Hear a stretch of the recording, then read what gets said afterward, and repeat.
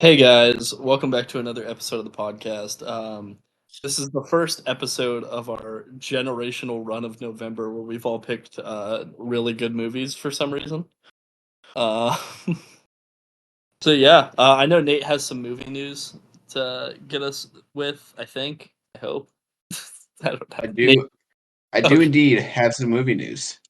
Now okay. that you mention it, We didn't discuss this beforehand, so thank you for saving me. yeah, yeah. So some movie news. Mission Impossible 8 is getting a trailer, and that movie reportedly has a budget of $400 million. Oh wow, Oh, I can see so this going super well, guys. so, and so this movie has a budget of $400 million, so it has to make at least $500 million. Dude, in dude, what? in a So many sorry. of these big budget movies lately, I feel like have bombed at the box office. Yes, Like they even have. some of the Marvel movies have started to. Not Deadpool though, because we actually like Deadpool, but I feel like just so many in the last couple of years have been bombing. Like I feel like studios should be like, maybe let's not spend hundreds of millions of dollars on movies and let's like calm down.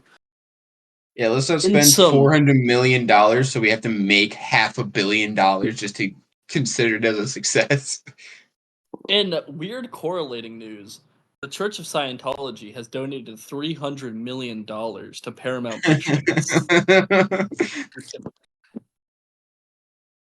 No, Wow. I was just curious looking up budgets. So what I was thinking for high budget movie immediately came to mind. Avengers Endgame, that would be 6 million. So how is this movie going to be like nearly $50 million more expensive? Endgame made a Yeah. lot of money. Is that still the highest grossing movie of all time? I would imagine it No, is. it's Avatar. It still is. God, Avatar's such a shitty movie. Because I think No, Endgame it Endgame it passed it, it and then Avatar like surpassed. Yeah, re-released. Avatar re-released like right after Endgame Uh, surpassed it, just so Yeah, we could have the title back. that was so gay. Avatar sucks. Avatar does suck. Beautiful movie, Mm-hmm. but that story is terrible. No, it kind of sounds like 2001.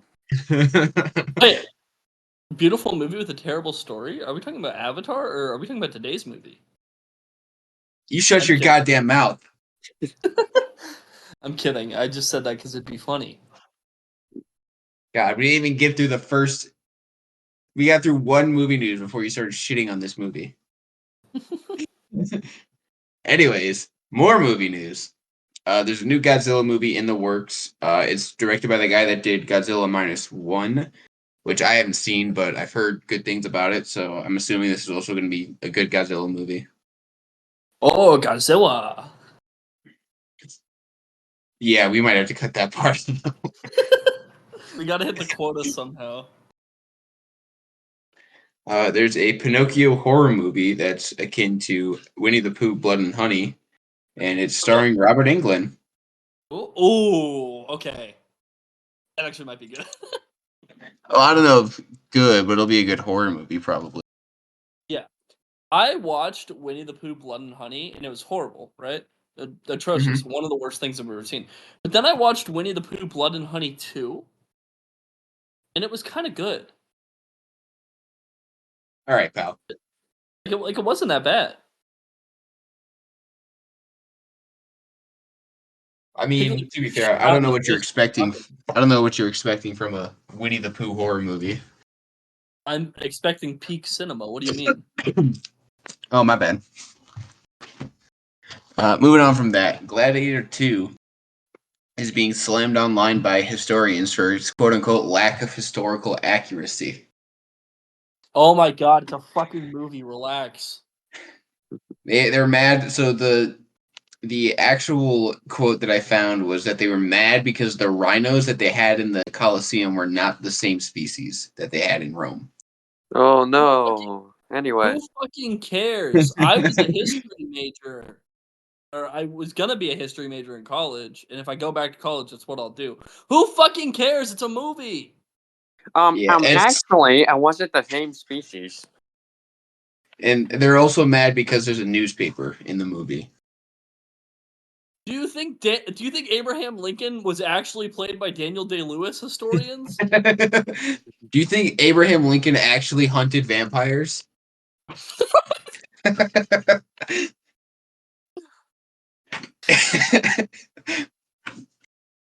Oh think boy. Jackie Robinson was actually the Black Panther?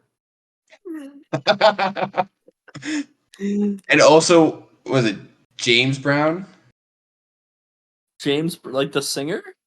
Yeah, he was also played by Chadwick Boseman.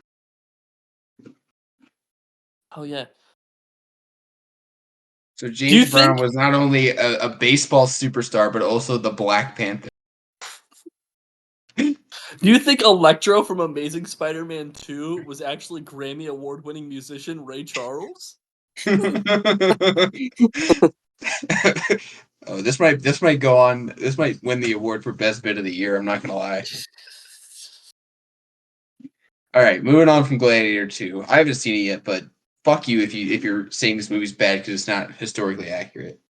No, the thing that pisses me off the most is the first Gladiator isn't historically accurate either, so who No. the fuck cares? Oh God. Anyways, moving on. Mortal Kombat 2 is releasing on October 24th, 2025. And I did see the first one, and I really enjoyed it. So I'm going to go see the second one. Oh, it was pretty good. I'm a big It, Mortal wa- Kombat fan, so yeah, it was pretty good. I enjoyed it. it was no masterpiece of cinema, but it was fun. There's no Winnie the Pooh Blood and Honey 2, but Oh, God. And then the final...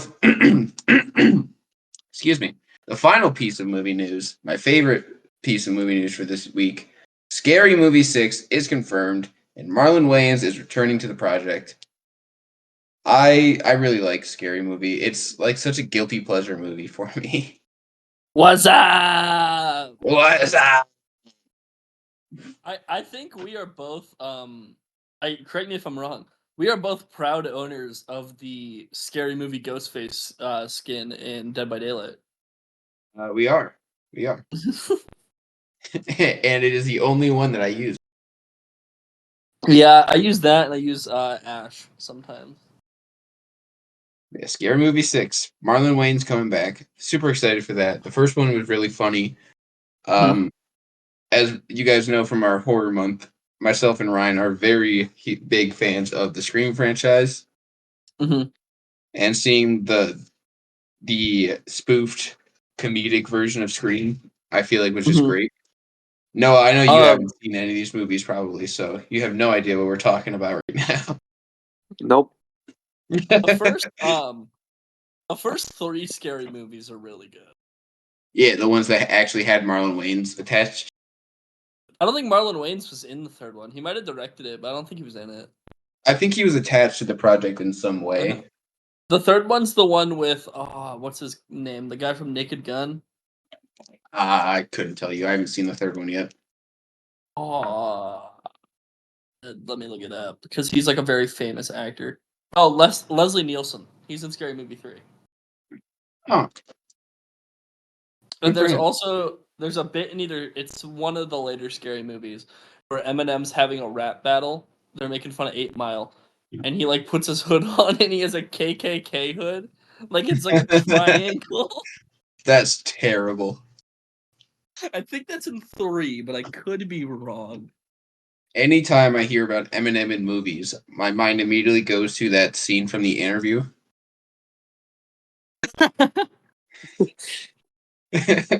Because I am gay.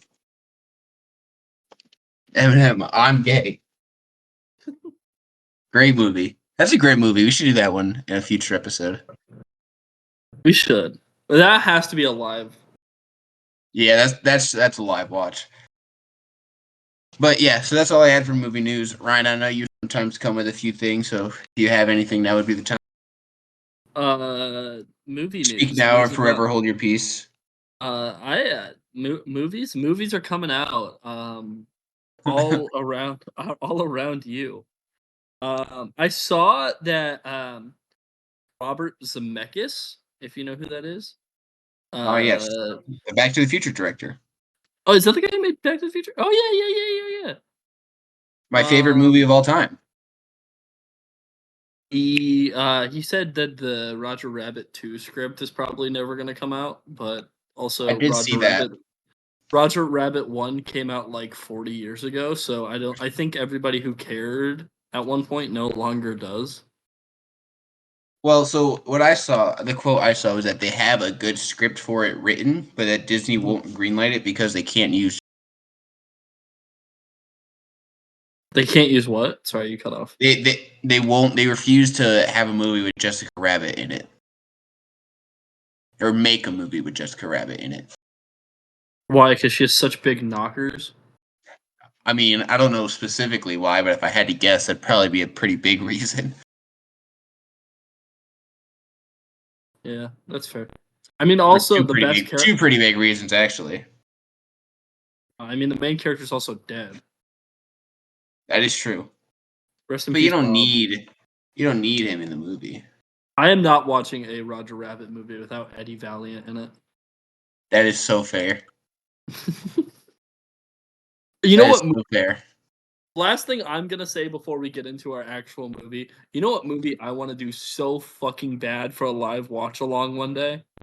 What's that? And it's not Who Framed Roger Rabbit. Looney Tunes Back in Action. Looney Tunes Back in Action. It is a spy movie with Looney Tunes in it that has Brendan Fraser in it. That sounds awesome. I remember watching it. We'll add it to the schedule. See what we can work out. I remember watching it on Cartoon Network almost weekly when I was a little kid. It has him and it has Steve Martin in it. We should watch Space Jam: A New Legacy. I have not. Matthew Lillard's in it too, by the way. I haven't seen that movie. We should watch Space Jam 2, and we should drink the LeBronacy while we do it. Do you know what that is, Ryan? Is it LeBron Hennessy? It's literally just Hennessy, but it has LeBron's face on it. Me and you are gonna drink the LeBron Hennessy. We'll get Noah a Capri Sun or something. A LeBron son. LeBron son. A Bronny son. Bronny son. Oh God. This episode turned into brain rot real quick. Anyways. La Palestine James. Oh, whoa. Easy there, pal. Anyways, let's talk about a good movie instead. Looney Tunes Back in Action.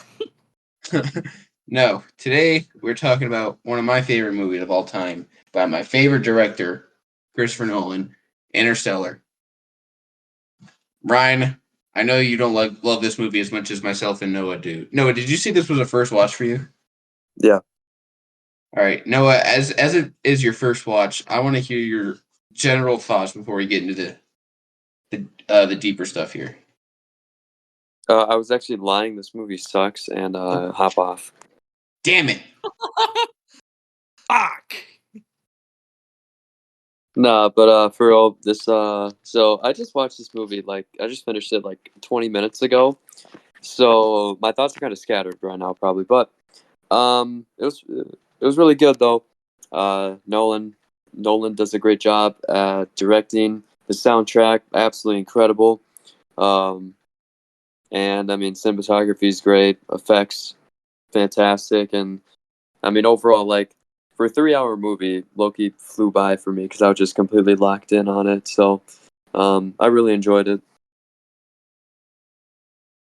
All right, Ryne, as the hater. Okay. See, what am I trying to say? I don't hate this movie as much as you're making it sound like I hate this movie. I still rate this movie in the high 8s, low 9s out of 10. I think you just hate this movie. I think you're just a hater. See, literally the only problem I kind of have with this movie is at the end. So we'll talk about that when we get to the ending. But everything Noah said, I agree with. This is a beautiful movie. It has amazing sound. It has an amazing soundtrack. We were talking about this last night a little bit, Nate. And other than the fact that I said Hans Zimmer sucks as a joke, I was thinking I about it. I got real mad This when you said that. I know you did. You got real mad at a few things I said during this movie. But when I really sat down to think about it, this is probably in the top 10 to 15 like movie soundtracks of all time. 10 to I'd probably put 15. I don't know if I can put it top 5, but I'd probably put it in like the 6 to 9 range. I'd have to sit down and write a list. That's fair. Also, this isn't a soundtrack. Sorry, I'm an idiot. This is a score. My bad. Yeah, a score. My I bad. knew. My bad. I knew what you were Movie saying. purists. Well, I don't want to get. I'm already gonna get crucified in the comments section if we get any comments for saying I don't like this movie as much as you. I don't want to get crucified for calling it a soundtrack and fucking Christopher Nolan heads come out of the woodworks and call me an idiot or something. Oh, so you mean me? Yeah, this is gonna be the movie that makes us go viral. It very well could, and I'm glad because this is a great movie. Yeah, I agree with everything you guys already said. The cinematography, a lot of the scenes are shot like it's in space, so obviously it's going to be dark. Mhm. But a lot of the camera work kind of shows just how hopeless they are, just being in space. They Mhm. only have their wits, Mhm. and the special effects are probably one of the greatest special effects I've seen in Mhm. any movie. Honestly, like I know I said I'm going to glaze this. The special effects in this movie are especially stellar. Oh yeah, yeah. I wouldn't even call that glazing. I think that's just true. The beginning of this movie is very and I'll say this so you don't get worked up when I say this. It is intentional. I understand it's intentional. I know it's intentional, and I'm saying it as a plus, not a minus. The beginning of this movie is very very ugly. Like it's very What you mean gray, that very when they're on dark. Earth? Yeah, yeah. And I know that's 100% intentional, and it's a positive of the movie, not a negative. Yeah, I would say the same thing, Mhm. but It's very yeah, ugly and gray and kinda hopeless looking, which it helps set the tone. yeah, because at the end of the movie, it shows pretty much the same exact thing, but it's Mhm, brighter, it's cheerful, which we'll get mhm, into when we get there. But the mhm, first thing I did want to talk about, and you guys already touched on it a little bit, was the score by Hans Zimmer. mhm, And this movie does lean very heavily on the main Interstellar theme, mhm, but it's so fucking good. Like I I'm trying to figure out how to word this without making it seem like I'm just glazing this movie because it is. I am going to glaze this movie, but I want to make it a little bit more in depth. mhm, When I was in high school, I was a super big music nerd. Like I was choir, band. I played piano, guitar, all that. I was mhm. super big into music. This movie came out in 2014. I would have been about 12, 13 years old, depending on when in the year it came out. Wow, you're so old. Shut the fuck up. You're only a This year older than me. this Interstellar theme is really what kind of pushed me into the music direction. Mhm, Um, Before I decided to not go to college and pursue other interests, I was going to go to college because I wanted to score movies. I wanted to be the person that mhm, makes movies like this, and that's derived from the fact that the first time I heard this score, I was like, mhm. "That's what I want to do." Yeah, it's a beautiful score.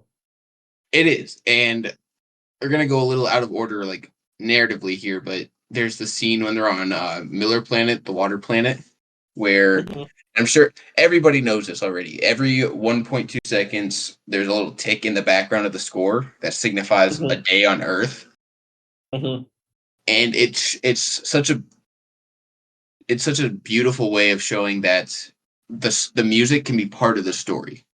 It's not mhm, just there to swell the dramatic or for emotional effect. It's helping the story move forward. mhm. Yeah, I'm I gonna stop glazing this score before I get too into it because this might just turn into a music episode. well, Other than the end, so I think I just found my other little issue with this movie in my head while talking to myself. That doesn't have to do with the ending, so I think I'll just address it now. And it's not anything that's wrong with this movie. It's a personal preference thing. I love, and this came about because I was thinking about my movie that I picked for this month, Once Upon a Time in Hollywood, which I'm pretty sure neither of you have seen. We have not. Mhm. But that movie is so, and I get the point of this movie is not to have this, so it's not a fault of the movie. But like Once Upon a Time in Hollywood's a good example. It's a movie that's so dripping in like the personality of the director and like just personality and like a vibe of a movie, you know? Mhm. And this is a movie that feels like more somber, like it doesn't have that. And it's just that's just something I enjoy more in a movie, which again is totally personal preference. Yeah, it's this. The overall tone of this movie isn't going to be for everybody, and I can recognize Mhm. that as a fan of this movie. Mhm. And it doesn't extend to the point where I totally don't like this movie because of it. I just tend to gravitate towards movies that have a little bit more like charm and character and life and vibrance. Right. That's more of like a Tarantino-esque, like Christopher Nolan. A lot of Mhm. visually showing his personality. Like a lot of Yeah. his movies are the visual aspect of watching a movie, where like the Mhm. special Yeah, yeah. effects, the cinematography. It's not so much Mhm. like the dialogue and the overall tone. More like a Mhm. Tarantino or Scorsese, Yeah, yeah. Which which I is think like it's just the difference in direction, and that's totally up to personal preference. Because I know Noah, I Mhm. believe you said that Tarantino is your favorite director. Correct me Mhm. if I'm wrong. Yeah, yeah, I would say so. Yeah, so like Tarantino's whole thing is like it's witty dialogue. It's like pretty grounded stories. Like Mhm. Django's a great example. We did an episode on that. Like the dialogue in that movie was fantastic, and the characters were good. It just wasn't as grandiose as an Interstellar or an Oppenheimer or even an Inception, which I feel like for a Nolan movie is one of his more grounded movies, which is a stupid thing to say. Mhm. Um, and I think a big part of that comes from you said you wanted to do something with music in college when you were going to go with like scoring for films. When Hmm. I went to college, I went for writing. I was going to be a screenwriter. So I think that's where we both enjoy different aspects of a film. And like this movie has fine writing. I'm not trying to say it's bad writing. It is I'd say it's good writing from a I standpoint of it I'm telling a I'm gonna story. just I'm gonna jump in right really quick before you Yeah, finish. yeah. I think with the writing, a lot of the quote unquote good writing and dialogue really comes more from the performances of the actors as opposed Mhm. to the dialogue itself. Because I don't think the Yeah, yeah. dialogue is bad, but I think if Mhm. any other actors were portraying these characters, I don't think I'd like it as much. Mhm. But Yeah, yeah, I I like think the sorry. mm, no, you're good, you can go. Oh yeah, I think the just overall the casting I think was extremely good. I mean, it's a very stacked cast with a lot of people you recognize, but overall I think this film definitely would not have worked as well if these actors were not so well cast and that they didn't do such a good job. Mhm. Yeah, Yeah, I agree with Christopher Nolan's boyfriend, Michael Caine, does phenomenal in this movie. that. Yeah. Yeah. Has he been in Hey, every Christopher Nolan movie? Michael Caine? I don't think so. I think if he wasn't in Oppenheimer, it's because he's, like, literally on his deathbed at this I point, and he's don't. retired. He's like 90 right now or something. Yeah, I think he's retired, and that's the only reason he wasn't in Oppenheimer. Yeah, obviously he's retired. He's freaking 90 years old. I also Clint don't Eastwood's think. I don't 93 think. and he's still making movies. I don't Oh, think Michael that's Caine was Clint in Eastwood. Memento either. Yeah, it is Clint Eastwood. Yeah, he wasn't in Memento. He was in the Dark Knight trilogy. Can't remember if he was Oh, in really? Inception or not. I know he was in the Dark Knight trilogy. Thanks, Noah. Um, He's in Dunkirk, right? I saw Dunkirk once. I think he is. Dude, I'm He's looking at his he's not in filmography. Inception. Yeah, he is. Michael Caine? Yeah, he plays the professor in it. He is in Dunkirk. I just looked at the cast. He wasn't listed. Yeah, he plays. I'm Oh, looking there at he it is. I right see now. him now. Yep, I see it. Stephen Miles. He was in Dunkirk. He wasn't in Oppenheimer. At least not that I remember. I don't think he was No, in Tenet either. Oh, he's in Tenet. He's in Tenet. I also only saw Tenet once. That's fair. That movie's a slog to get through. It is. I think he's retired. I think that's the only reason he wasn't in Oppenheimer. Yes, which is fair. Christopher Nolan has his actors that he likes to work with. Joseph Gordon-Levitt's a good example. He was in a few of his projects. Mm-hmm. Cillian Cillian Murphy is Murphy, I in think, almost is the best everything. example. Yeah, he's in almost everything. Except Memento. I think he's in every single.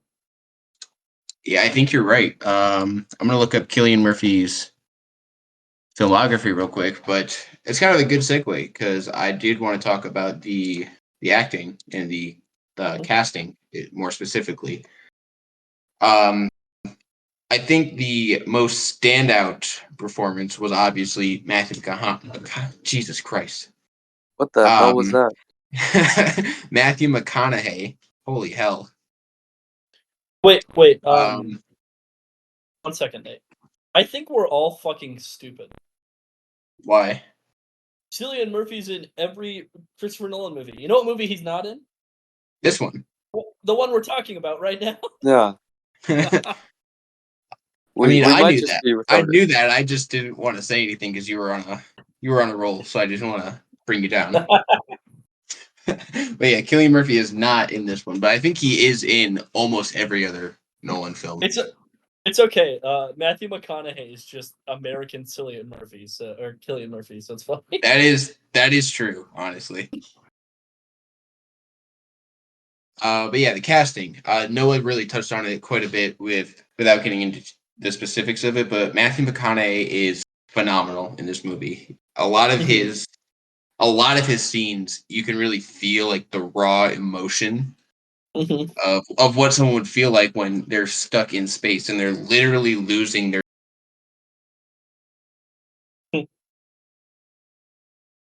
And I think the greatest thing, I don't know if I'm just making things up at this point just because I love this movie, but when I was watching and I was watching the scene on the Miller planet, and I know we talked about the ticking in the background. I feel like I could almost see his visual distress after every second that passed because he knew he was literally just losing time. So I thought that was really well done. McConaughey was great. Anne Hathaway was also really good as Dr. Brand.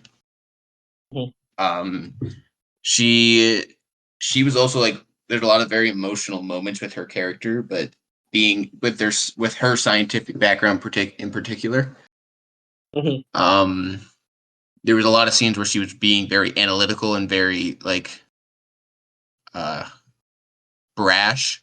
She wasn't very open to talking to other characters. She was more focused on just getting the job done. And then Michael Caine, who didn't really have much screen time, but he was good, obviously, as Michael Caine. Yeah. Jessica Chastain, I thought, also had a very standout performance. When they're doing the video messages, and it's Murphy, who's Jessica Chastain's character. It's her only message to her dad, Cooper, played by Matthew McConaughey. You could really you could feel the anger. I almost felt angry with her against Cooper. Yeah. And there was towards the end of the film when they're doing the gravity experiment at the old Cooper house. And she realizes that the whole time it was Cooper that was like the whole driving force of the plot. Like you just see the revelation happen in her eyes, and it felt so earned. Like it felt like she earned that moment. Yeah. And then Matt Damon, who also was not in it for very long, but his for the 10-ish, maybe 15 minutes he was in the movie, I genuinely hated his character, and but at the same time, you could also um understand his decision making and his motivation Mhm. because he didn't have family attachments like Cooper did or like Dr. Brand did. He was just a guy that had nothing. Mhm. So his sole purpose was just save mankind. So while yes, he was an asshole and he almost killed Cooper, um it felt deserved. Like he knew what he needed to do and he did Mhm. it. Yep. And then let's not forget the greatest actor of all time is in this movie. Actually, two of them. Hey, Casey Affleck's in this movie too, I forgot. Yeah. So is Timothy Chalamet. I refuse to talk about Timothy Chalamet. But not him. The greatest actor of all time is in this movie. Eric fucking Foreman. Hell yeah. Oh my, yeah, Topher Grace is in it for like 10 minutes. Yeah, the best 10 minutes of this movie. All right, pal. I'm Hell pretty yeah. sure that I'm pretty sure that some of the random crew members in the science facility at the end had more screen time than Timothy Chalamet. Yeah, he's in it for like 2 minutes, right? Honestly, probably less than that. He plays He fuck. plays the younger version of Casey Affleck's character, who also Yeah, already yeah. does not have a lot of screen time. Yeah. Yeah. He's like, But "Hey, Dad, if you go to space, please find this desert planet where they don't have water, so I can go there and become their leader." And then that's how Dune happens. So these movies are connected. that makes sense. Anyways, um, yeah, that's about everything that I had for the casting. No, I know that characters and casting is a lot of reason why you like movies. I don't know if you had anything else you want to add. I mean, I think you hit pretty much my points there. So yeah. All right, sweet. Yeah, so I guess we'll kind of get into the plot here. Um, it, so the first 45 minutes to an hour when they're still on Earth, like I love that this movie didn't feel the need to rush into space. Mhm. It let the world develop a little bit. It let the motivations for the characters make sense. And honestly, this whole movie for being 3 hours long, it did not feel like 3 hours long. Mhm. Like pacing is another big thing in movies that can really make or break a film. And I feel like this film was the pacing was great. There was never a moment where I felt like a scene lasted for too long. Like everything felt needed. Yeah, well, I was like, I remember being like halfway through the film at like an hour and a half, and I'm like, wait a second, only an hour and a half has gone by. Like I legit thought it was like 40 to 50 minutes had gone by. Mhm. It definitely keeps you engaged the whole time, and that's something that I really like with film. Because if I feel the need to tear myself away from the movie where I can't, if I feel like I can't just focus on the movie, then I'm not going to like it as much. Mhm. That's something that I feel like Nolan does very well in his movies. The only example that I can really think it isn't done well is Oppenheimer, and Dunkirk, but I only saw Dunkirk once. You've seen Oppenheimer more than once. I tried to. I saw Oppenheimer once in theaters, and I tried to rewatch it at home, and dude, I just couldn't do it. It's just so It's long. it's not even as long. It feels long. Mhm. It has Age of Ultron syndrome. At least Age of Ultron wasn't 3 hours and 20 minutes long. No, but it Well, feels like it's Age of 4 Ultron hours. also sucks though. Yeah, Hell yeah. Oppenheimer is good. It's just it feels long, which I'd is rather like have a the good I'd rather have a sorry, go good movie feel long than watch freaking Age of Ultron. ahead. Mhm. I think one of the biggest death sentences for a movie is making it feel unwelcome. And that's what I feel like Oppenheimer kind of does. Like Oppenheimer still. How do I? We're not even talking about Oppenheimer. Never mind. So Yeah, yeah. So fuck you, Robert J. Oppenheimer. the first 45 to an hour of this movie on Earth, there's a lot of like central plot points that kind of establish the characters.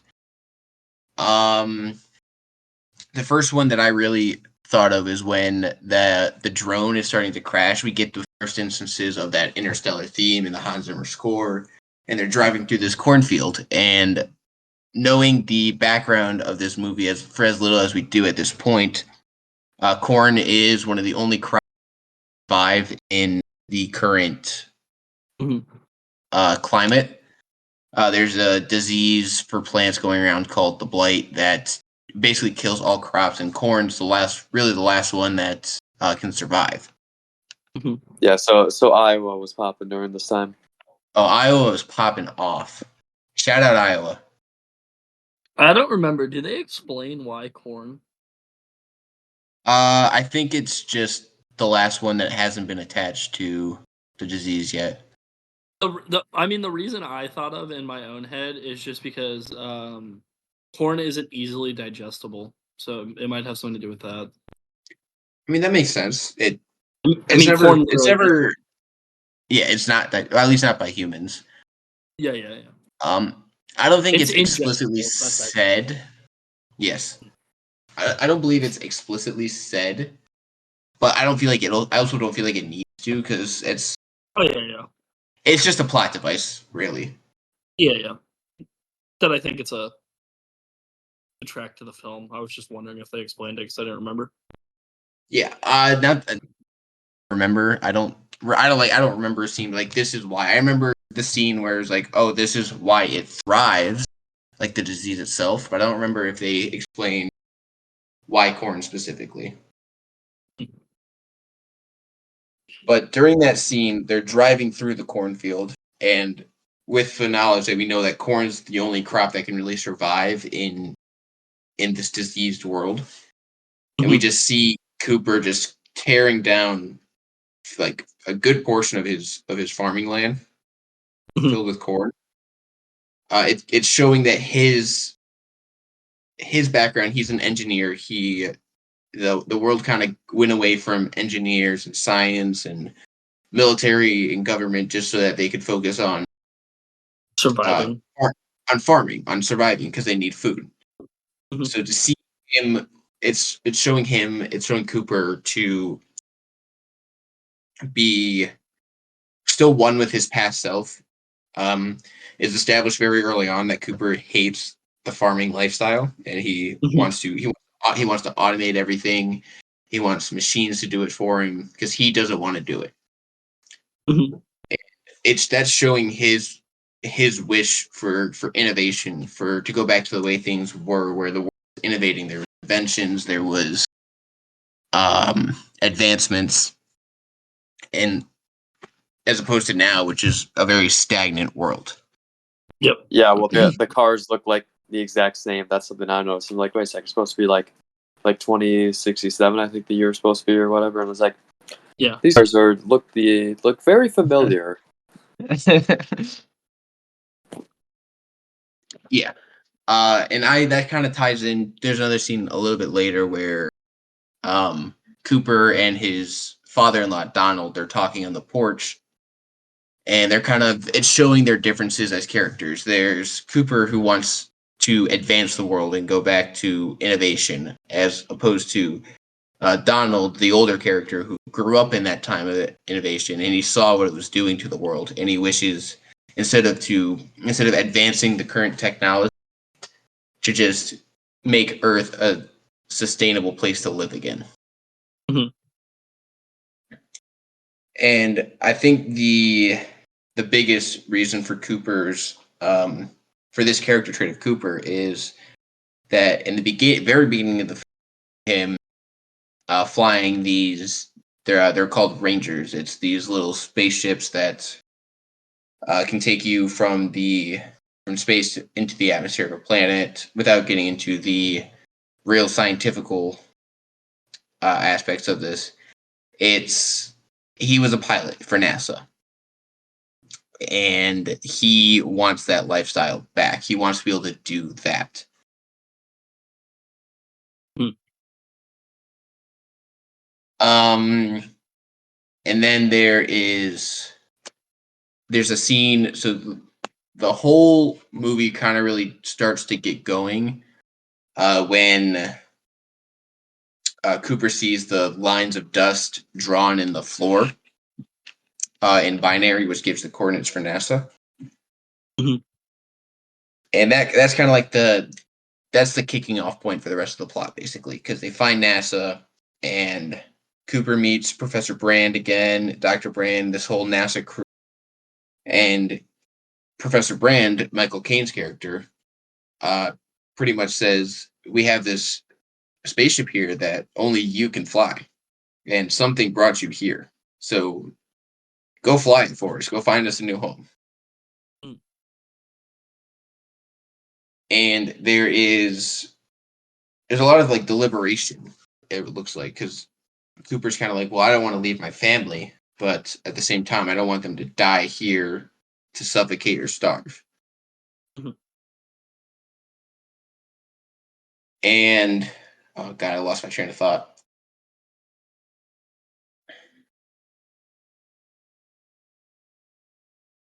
Damn it! I forgot what I was gonna say. um, yeah. So there's a line in the film. I believe it was said by Professor Brand that said he said, "By the time you come home." And for us that have seen this movie, which I'm assuming you have if you're listening to this, um, I really hope you're listening to this after watching the movie, because my description of this is not giving it any justice whatsoever. Um, we know that at the end of the film, he doesn't ever make it home. At least not in a traditional sense, which we'll get into that when we get to the ending. Oh, sorry. Bless you. Yeah. So Professor Brand says, by the time you come home, you'll have found us a new place to live, or something along those lines. And we know that, yes, they find a new planet, but they never make it home. And it kind of shows into, it kind of builds into the relationship that Cooper and Murph have together, but before and after he decides to go into space. And it shows like this one decision pretty much ruined Murph's perception of him for the rest of her life until pretty much the end of the film, which is, I believe it's 23 years in world, or at least on Earth. So for 23 years, uh, Cooper was gone. He didn't see or talk to his daughter or his son or his family. And it really shows that this one decision pretty much ruined his family's perception of him, where he just left them there to die. And we'll get into that. So the whole reason that they're sending people up into space is they have two plans. They have Plan A and Plan B, as it's called. And Plan A is they send the Endurance crew up. Endurance is the name of the spaceship. They send the Endurance crew up into space to find a find a new planet to live on that's sustainable for human life. They find a new movie to review. So, anyways, guys, we're gonna talk about Space Jam and. Sorry, guys. Matthew McConaughey just got back. We found a new movie to review.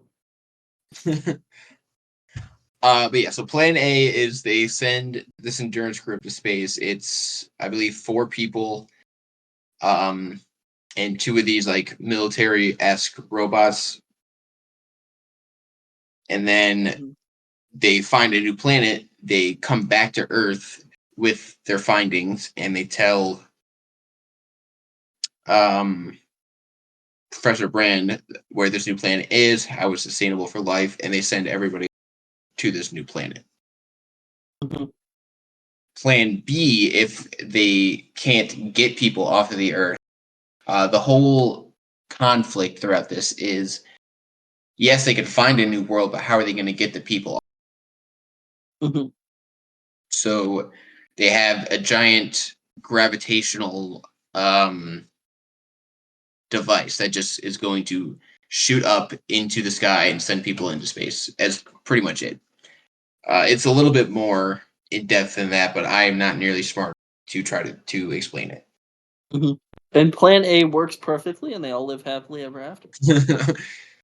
But Plan B is if they can't get the people into space, they have, I believe it was 500 fertilized human eggs that they were going to just pretty much raise on this new planet to establish a new colony of life, human life. Mhm.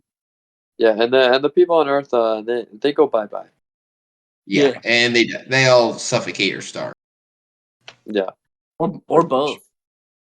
Yeah, or both. Um, but the thing I love the most about this first like hour of the movie is everything feels scientifically accurate, as far as I'm aware. Like nothing feels like it's fiction. It feels like, yeah, this Mhm. makes sense. That could definitely happen. Like, yes, um you have to suspend your disbelief just a little bit, just due to the nature of they're traveling through wormholes to different galaxies and all. Mhm. But it feels like the way it's explained, it feels like, yes, it makes sense. But here's the important question: do they have the right species of rhinoceros in this movie? No, actually, there's no rhinoceros in this movie. That's Oh, what you 0 out of think. 10. Wait, you're telling Oh me that Lord. Matthew McConaughey isn't actually an astronaut from the future? What? No, I remember. I'm pretty sure Neil deGrasse Tyson gave this movie like an 8 or a 9 out of 10 on scientific accuracy. He's like, yeah, it's pretty accurate. Yeah, like obviously there's things we didn't know at the time, like black holes were still relatively unknown compared to Mhm. now. Traveling through wormholes obviously isn't something we do. So, That's not something you do. oh, Me, on you've the other been hand. you've Oh been to yeah, Miller yeah, Planet? yeah. I went to that one black hole by the sun. Oh, all right. I asked if it would come and wash the rain away. So it should be coming soon. Oh, all right. My favorite Beatles song. No, guys, I have a confession. I'm actually 150 years old, and I was in that wormhole. Whoa. The funniest part is the only people who understand that joke are me, you, and Gabe. Mm-hmm. My favorite Beatles song. My favorite Beatles song. Black Hole Sun. But yeah, so the movie is accurate scientifically to a degree. Like, yes, obviously there's things that we haven't explored, so there needs to be some form of fiction elements implemented. But throughout the whole movie, there is reference to this people called they. That's all they're referenced. And we never really find out who they are. They slash them. Oh god. We're gonna get canceled for that. They is sort of in reference to this other dimensional being. So in the movie it's established that we as humans live on a 4-dimensional plane, whereas they exist on a 5-dimensional. Mhm. Time is just a dimension they can travel at will. And throughout the whole movie, it's established that they are the ones that brought Cooper to NASA. They are the ones that are pretty much pulling the strings so that the human race can survive. But then they go into space. Cooper records a message for his family so that because they're about to go into cryo sleep, so that for them, this 2-year journey to the wormhole by Saturn is a few minutes because they're asleep. And um, oh, I just lost my train of thought there. Oh, I got it. So going a little bit back to the score of the movie, we've talked about 2001 in the past in references. The score for 2001 has a pretty good score. Relatively, there is kind of a reference to it when they go into space. So that long like brass just note. It probably just it starts quiet and it gets louder and louder as it goes on. And then they get into space, and then it's just like it's blaring. Like we're in space now. This is where the movie starts. Mhm. So that again, showing that the score can kind of help progress the plot a little bit. Yeah, well, Mhm. something I noticed a lot like 2001 is like anytime there's kind of like when we show like the like when we're out in space, like it just goes completely silent. Um, Yes, which is like in fantastic, by the the way. yeah in the explosion of the gosh, what's their like spacecraft called? The thing that spins around. Endurance.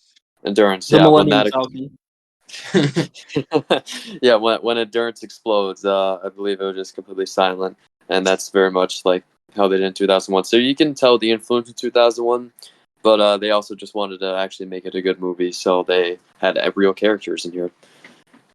Yeah, Yeah, we said. Sorry, go ahead. Christopher Nolan watched 2001, and he's like, "How can I make this a good movie?" That's exactly what I was Exactly. gonna say. Yeah, Interstellar is very 2001, but actually good. Yeah. This is 2002. This is 2002.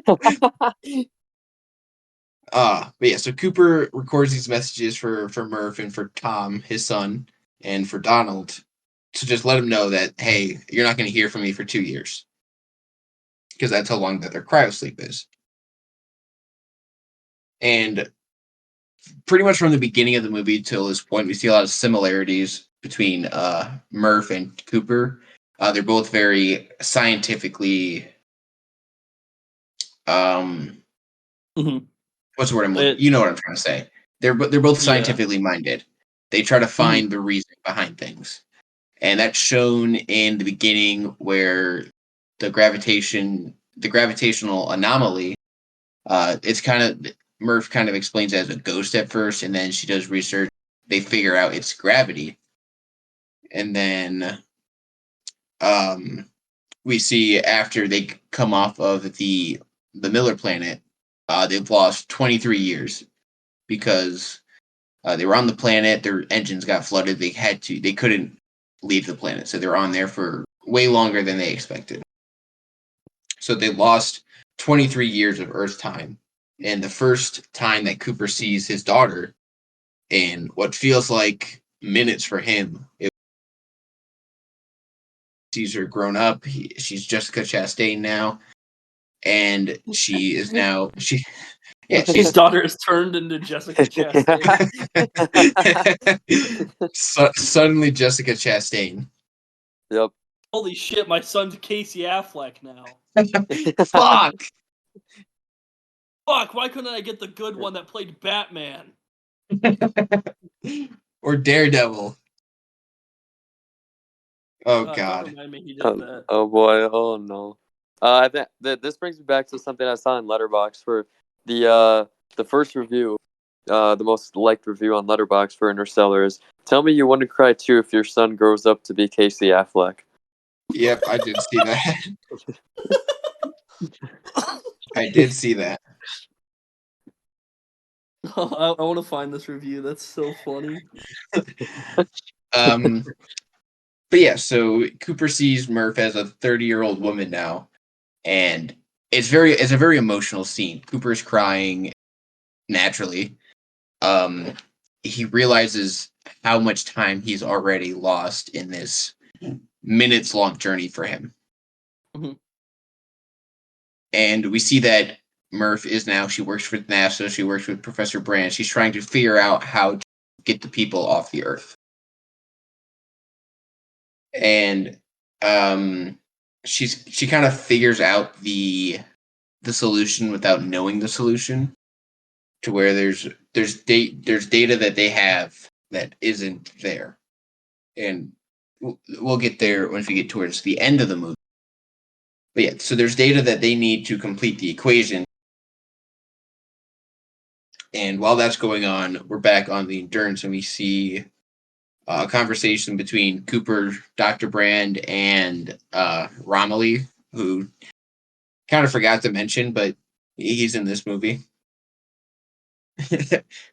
Mhm. Forgot who he was played by, so I'm going to look that up real quick. But Who?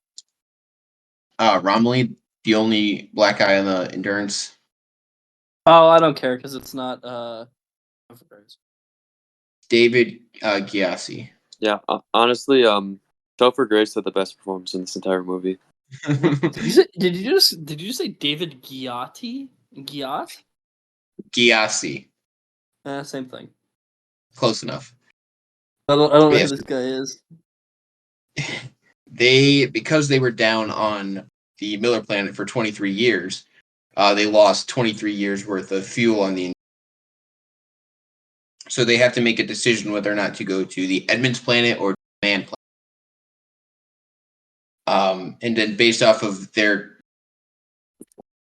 that Dr. Mann's data is more promising for human life, to sustain human life. But based on your sorry, go ahead. choices, Matt Damon will kill one of your co-pilots. You are allowed to choose. Yeah, pretty It's like a much. telltale game. Matt Damon Doc, will remember that.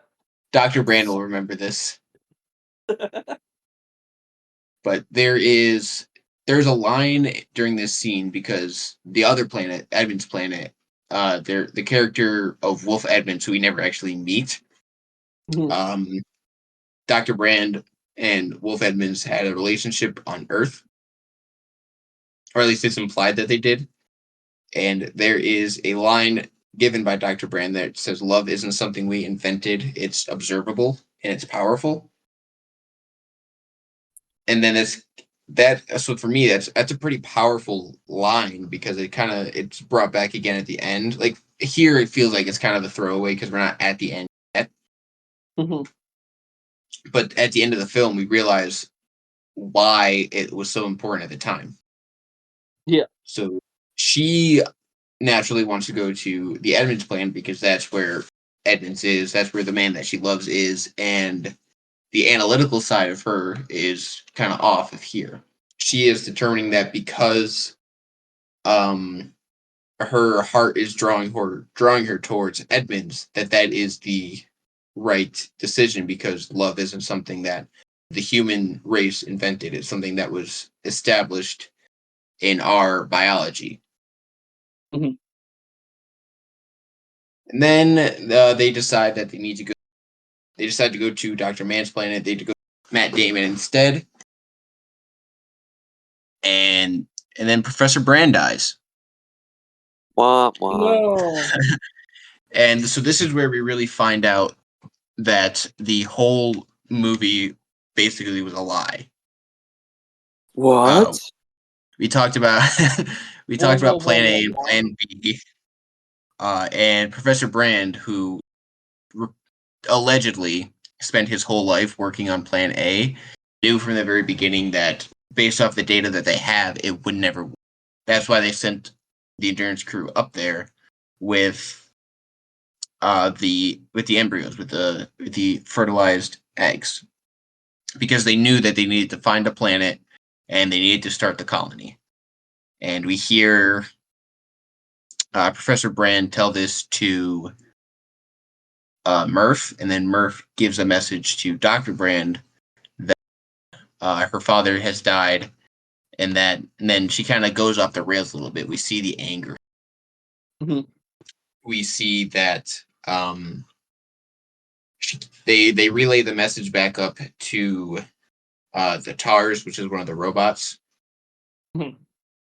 and we find out, or the characters find out, that Plan A was never going to work, at least based off of what they know. Mhm. So then they go and Cooper's like, "I'm going home. Fuck this. I'm going to spend the rest of my time with my family." Valid response. Yeah, as any normal person really would. But throughout all this, they're waking up Dr. Mann, Matt Damon. He is explaining the data that he has, which we'll find out later is false data, about how the planet where he lives currently, or where he is stationed, isn't. Dr. Mann when he spreads misinformation. Dr.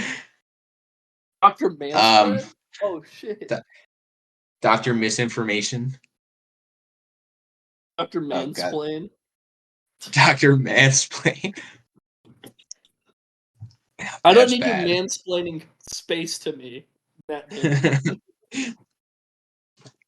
But yeah, so the data that he was transmitting to Endurance was that, oh well, we can't breathe up here, but if we get to the surface, then it should be sustainable for human life or other life. And then so Cooper, before he is leaving, before he's going home, before he decides to go back to Earth, he's helping Dr. Mann set up outposts so that they can continue to do research on the planet. And then Dr. Mann's kind of going through this whole like monologue. The last thing we see before you'll die is your children, because of love, which is we kind of talked about based off of Dr. Brand's kind of speech earlier. And throughout this whole sequence, Murph is back on Earth and she's arguing with her brother because his wife is sick, his kids are sick, and that all culminates because of the dust and the pollution on Earth, causing people to get sick. Their lungs are being filled with dust, and the whole scene kind of erupts when Murph is like, "What are you just gonna wait for your next kid to die before you do something?" Which was super powerful line. Mhm. Earlier in the film, during Cooper's messages, we meet Jesse, who is who High school unfortunately dropout high who school dropout. meets with his chemistry teacher and starts cooking crystal meth. Jesse. Jesse. But Jesse, we learn Jesse, we need to get off of Earth, Jesse. we need to plant crops, Jesse.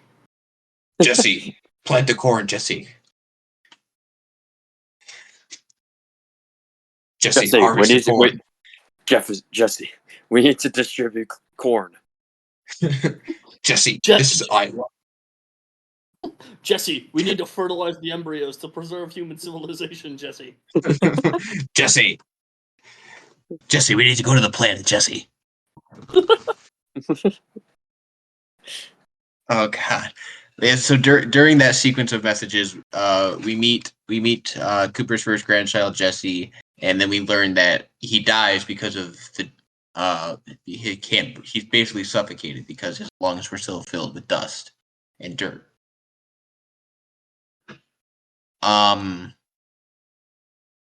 So that pretty much ends Tom, the older brother, kicks Murph out of the house.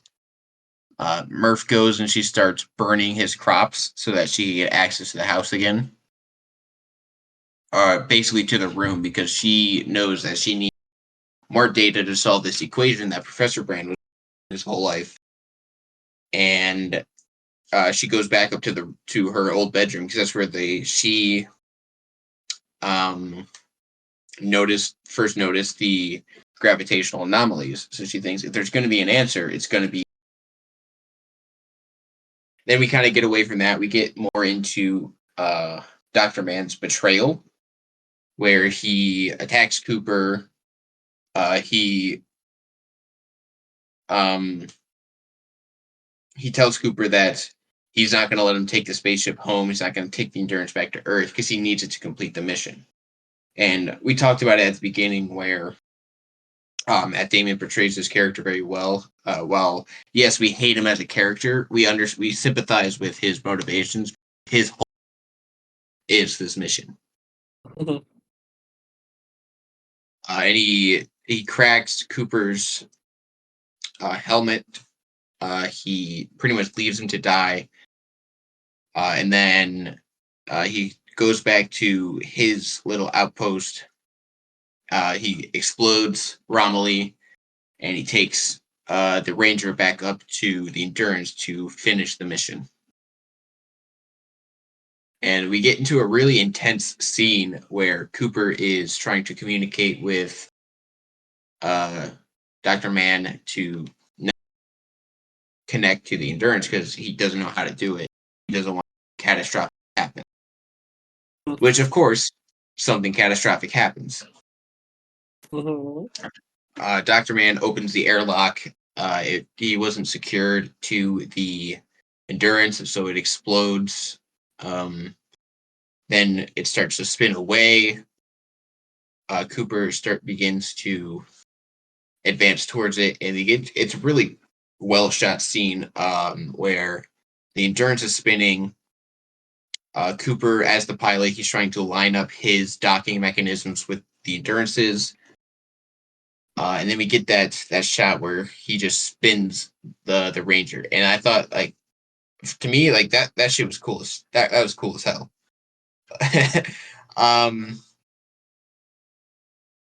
Yeah, honestly, it was a really cool scene. It really tied in Cooper's analytical mind, where like he knows he could do it. He's a smart guy. He can do it. And they reconnect, and they come up with the plan to send the TARS robot into pretty much the black hole, which is the big MacGuffin throughout the whole movie. Because the data that they need is at a quantum level inside of the black hole, which no one can get into except for TARS. So they come up with this elaborate plan to get close enough to the black hole to shoot the TARS robot inside so that he can collect the data. And so they attach the two Rangers that they have, they use all the fuel that they have in them to thrust the opposite direction. And then they disconnect the one with the TARS robot in it. That shoots into the black hole. And the black hole, I know we talked about the special effects, but like the fact that the black hole was accurate is without we didn't know what a black hole looked like before. The fact that it was scientific, fucking insane. Like it's bonkers. Yeah. I'm gonna look it up just because I want to see it again because it is insane. But yeah, so the black hole is accurate. Like, yes, obviously it's not exactly the same, but the picture that we actually have of the black hole and the Gargantua black hole from Interstellar, they're the same color, the same shape. They have the rings. Everything about it is scientifically accurate. I think that's why a lot of people really latch on to this film, is because despite the fact that Nolan had no idea what a black hole looked like, he made one using CGI and special effects that was real. It was a black hole. But during that whole sequence, we get Cooper's sacrifice, where he decides to let Dr. Brand continue the mission, go to the Edmonds planet, and basically establish a colony there, where he shoots himself into the black hole. And we get a pretty trippy sequence where he's inside the black hole. We basically find out that he was the driving force of the plot the whole time. He is existing currently in that fifth dimension of time. And he's using gravity, which was established at time equal, they're concurrent. You can send gravity through time, basically, is how they explain it. Yep. And he's using that at first, he's trying to change the past. He's trying to get himself to stay. He's using the books that fell down early in the movie to convey a message in Morse code, which was stay. So he was trying to change the past, and then he realizes that he wasn't sent there to change the past. He was sent there for the future. Mhm. So we see that scene again where he was the one that put the dust on the ground in binary, which sent them to NASA. Mhm. And then there's a watch that's given to Murph very early on in the film that becomes very significant. So he Yep. starts to so all this data that the TARS robots collected was sent to the watch in Morse code. He Mhm. he started like tapping basically the gravitational force of it to give the data to Murph. And then once that's done, his purpose is fulfilled. So he gets pretty much shot back outside of the black hole, like 50 Mhm. years in the future, 50 Earth years in the future. Mhm. He's found by a different ranger that picked him up. He wakes up in a hospital. Before all that, Murph realizes she solves the equation. She does the whole Eureka scene, which I guess is a NASA tradition. It's, Mhm. she kisses Topher Grace. Which Best I moment wish of the I could. movie. I wish I could kiss Topher Grace. Ugh. um, Every time Topher Grace is on screen, I just have to think about Eddie Brock in Spider-Man 3, and yeah, specifically the moment of "You're trash, Brock," you're trash, Brock. and then Every time also I see him praying that literally praying for Peter's death. I just want you to kill Peter Parker. Topher Grace, I just think of the greatest teen sitcom of all time, Black Yeah, I Klansman. think whenever I see David Duke, I'm sorry, Topher Grace. Whenever I see I'm sorry. Topher Grace, I think of that scene from that '70s show where they find someone's underwear in his truck. Eric, You you're a are a legend. god. Yeah, I that's what love I it. think of when I see Topher Grace. Yeah. When when I think of Topher Grace, I think of things that I can't describe on this podcast. Fuck Because Danny of the Masterson rampant. though. Yeah. Yeah, I guess. Yeah. So Ashton while sorry, go ahead. Ashton Kutcher reference. Ashton Kutcher. So we get the scene where she throws the papers. It's like a NASA tradition. She yells Eureka because she figured out the equation based off the data that Cooper sent to her on the watch. They find Cooper floating adrift in space near Saturn, and they rescue him. He's on what's called Cooper Station, named after Murph Cooper. And then they reunite. We see old lady Murph. Um, it's a very emotional scene. So this is where I stopped taking notes, just because I really do. I know Ryan. I know you don't like. Um, this is where I stopped taking notes. I'm ad libbing a little, Yeah. but they reunite. She holds up the watch. She's like, "I knew you would come back." And then there's the line of "My dad promised me he would," which was just a super powerful line. It's very emotional. This and I don't know the actress's name, so please forgive me. But the old woman that line, it felt deserved. I know I've It's used that Jessica term. Chastain, obviously. I know I've used the term "it felt deserved" a lot, but I really do like a lot of this movie felt earned. Like it doesn't feel like it was just put in there for the sake of grabbing emotional weight. It really did feel emotional. The name of that lady is Ellen Burstyn. I have no idea who that is. The lady who played her. uh, She yeah, I was guess. she was the 10th president of the Actors Equity Association. Duh. Huh, good for her. Then we also get the line of no parent should have to see their child die, Hmm.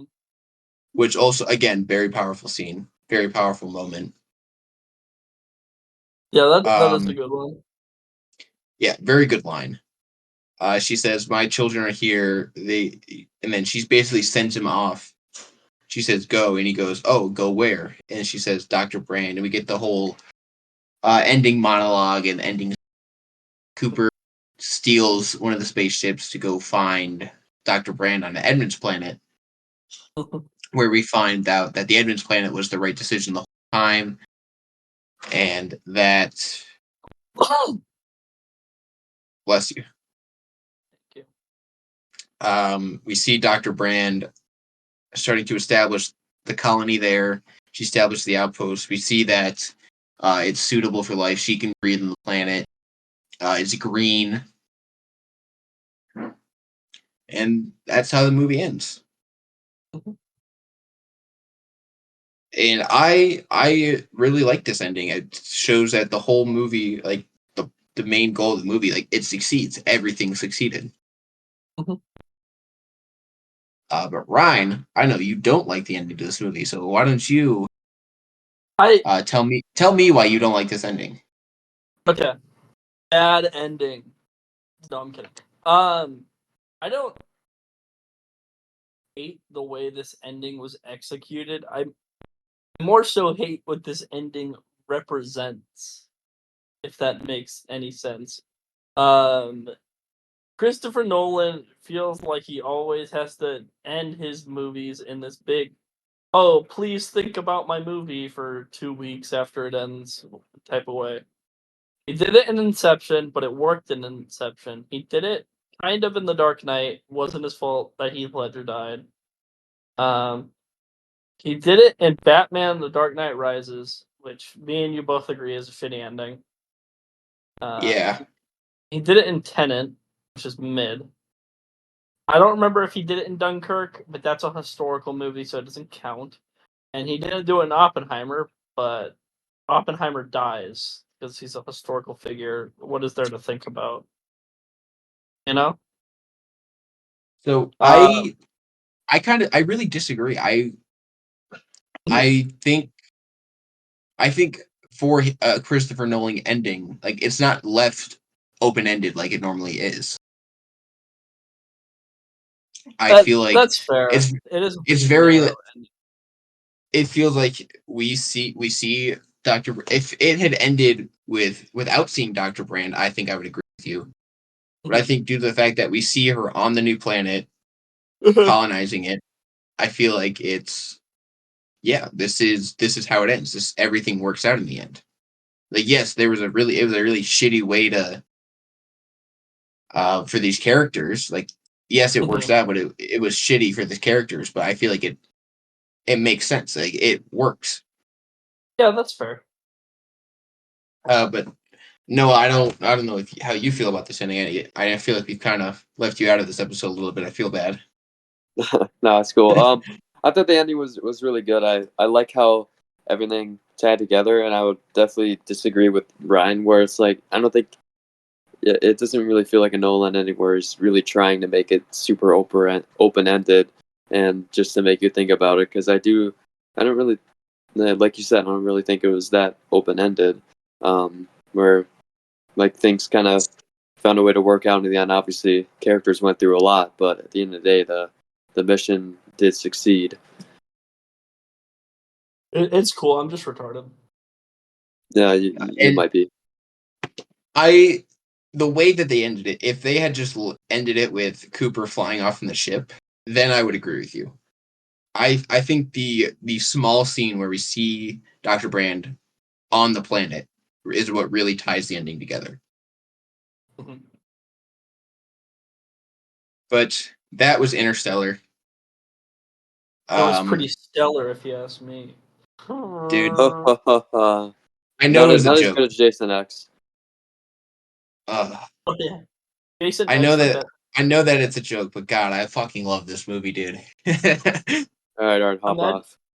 Imagine this movie ended with Jason tackling Matthew McConaughey into the sun. That would be pretty funny. I'm not gonna lie. Imagine this movie ended with Jason coming into coming out of this planet station, space station, whatever the heck it was at the end. And Jason comes there and he gets disliked again. He gets disliked again. If Imagine you this haven't- movie ended with Kurt Russell and Keith David drinking alcohol.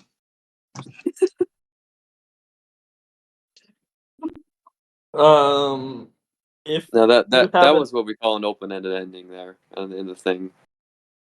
Yeah, but again, I do think it was executed well there. We talked about that already. Watch that episode if you haven't.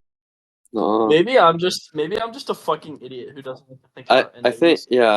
I think you don't know what open-ended means, and you don't. I don't know. You might just be dumb, but that's okay. There's a very good chance that I'm just an idiot here purely for comedic relief. Yeah, It's okay. Ryan's not here for actual analysis. He's just here to make jokes. It's okay. Make fun of good movies.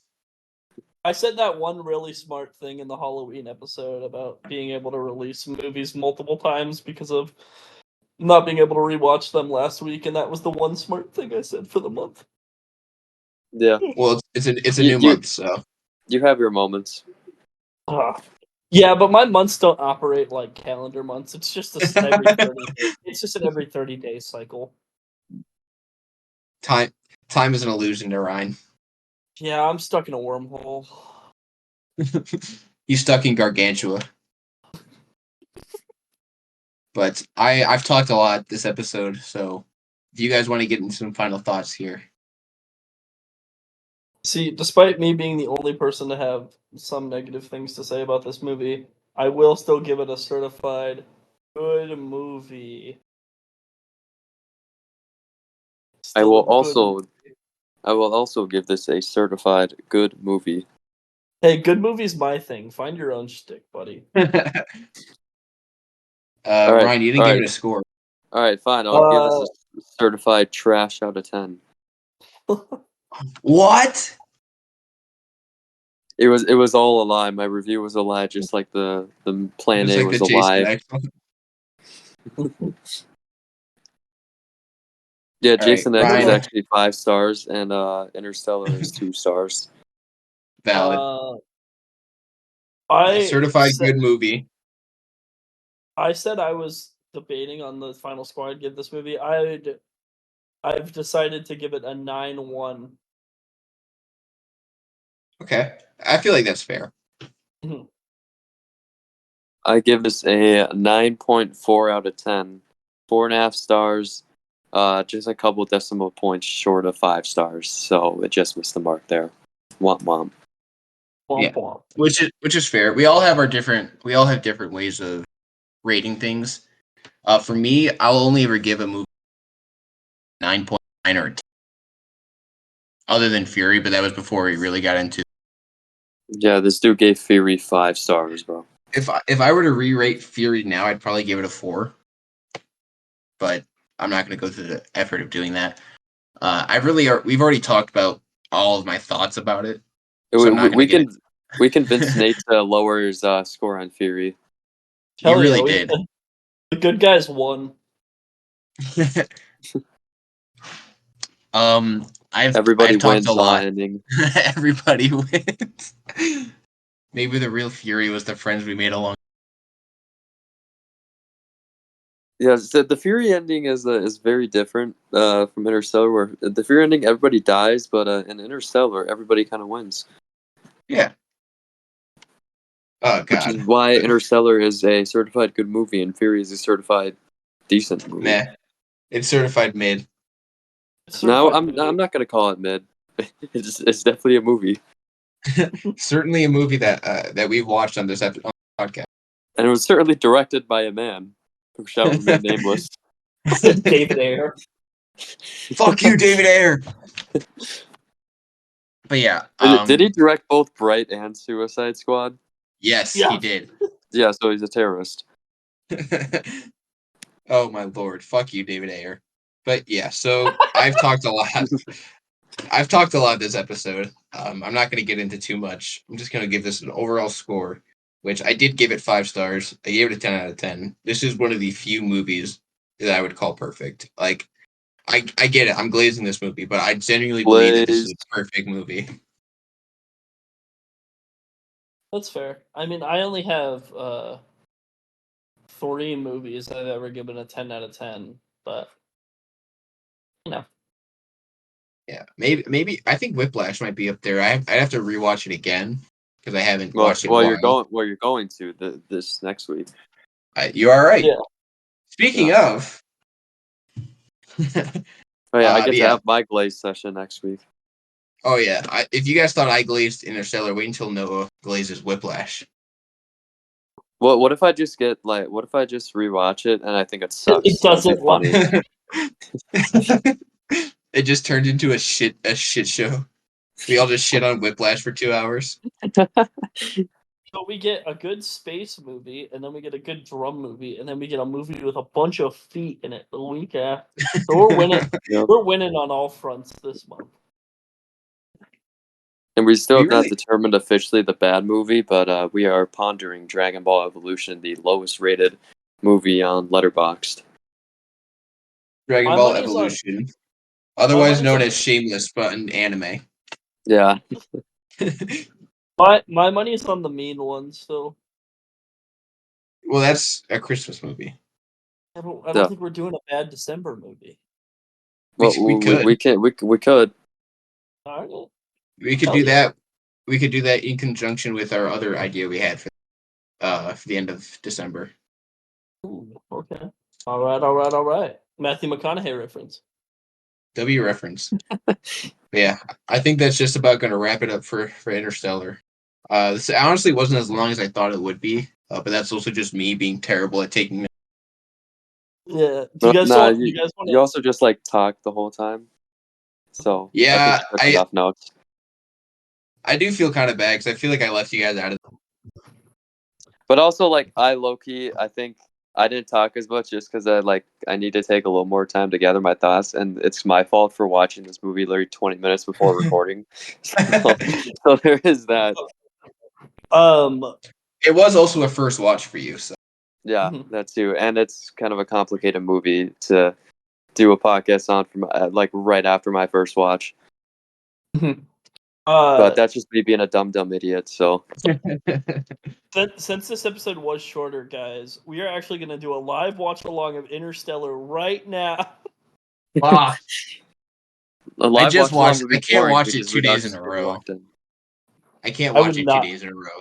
I just I- watched it 2 hours ago. I am running on 3 hours of sleep tonight. I'm not watching Interstellar right now. I am taking a nap the moment we wrap this podcast. Yeah, that's so fair. But yeah, so that was I might watch Interstellar. another movie tonight because, on the contrary, I had 9 hours of sleep. So take that, Ryne. I actually sleep. Yeah, So I I was also playing got a Resident- decent amount of sleep. I was playing Resident Evil 5 last night with my uncle, and then I realized that I had to watch a movie at about 4 a.m. Yeah, I woke up today. I was like, wait a second, I haven't watched Interstellar yet, and I was like, oh, we might have to pull off a buzzer beater. Yeah, I went to bed at 7 a.m. and woke up at Bro is 10. Kawhi in Game 7. Cause I forgot that this movie was 3 hours, and then I was like, oh, wait a second, this is not the normal 2 hour movie. Yeah, I got home last night and I was like, fuck, I didn't watch Interstellar yet, so I was up till 8 a.m. watching the movie. Funny Well enough, worth it though. Well, at least Whiplash is pretty short. It's only an hour and 45 minutes. Yeah, Whiplash is short. But Whiplash- again, Whiplash will go by quick, but we'll talk about that next week. I did. You know how we said we never do an episode that's longer than a movie because at the point just watch the fucking movie. That might be Whiplash, yeah. Well, we already have one that's longer than the movie because technically we did an intro and outro for Jason X, so that episode is longer than the movie. Oh, that Fair doesn't enough. count. That's a watch along. That's and we're actually That's talking fair. about the movie instead of just watching it. We cut it close with Shawshank though. Shawshank We did episode's cut been it like close 10 with minutes. Shawshank. Yeah, but that makes sense because there's a lot Was more to talk Shawshank about. like a Shawshank. 3-hour episode? No, it was like It was 2 long. hours and 10 minutes, something It like was that. it was close. It was close. Yeah. Let me see. Let me go look on the tube. I feel But like yeah, Whiplash guys. won't be as long because I don't know, especially with Ryan. I don't think Ryan's gonna have as much to say about that because I don't think he liked it as much as me and Nate do. But Wow, that, Shawshank has 287 views. We got to get back to that. Yeah. Halloween specials only got what, 6 views? 7 views? well, because you didn't post it on Halloween, dum dum. Anyway, we should probably wrap this episode up because we're kind of just yapping.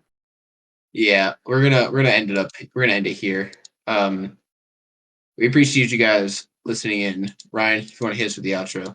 And not the greatest outro, kind of like Nightmare on Elm Street, where we kind of just like fell apart at the end. Thank you guys for watching our Interstellar. We will catch you next week for Whiplash, right? Yeah, Whiplash. Yeah, where Andrew Neiman gets verbally abused. J.K. Simmons is an asshole for an hour and a half. J.K. Simmons plays himself for an hour and a half. That whole episode's just gonna be me yelling at Nate for an hour. Were you rushing or were you dragging? Yeah, we're gonna talk. No, you're gonna yell at me because I'm the one leading the episode. If I'm rushing or dragging it, let me know. How do you not fucking know? I didn't know they let retards into this school.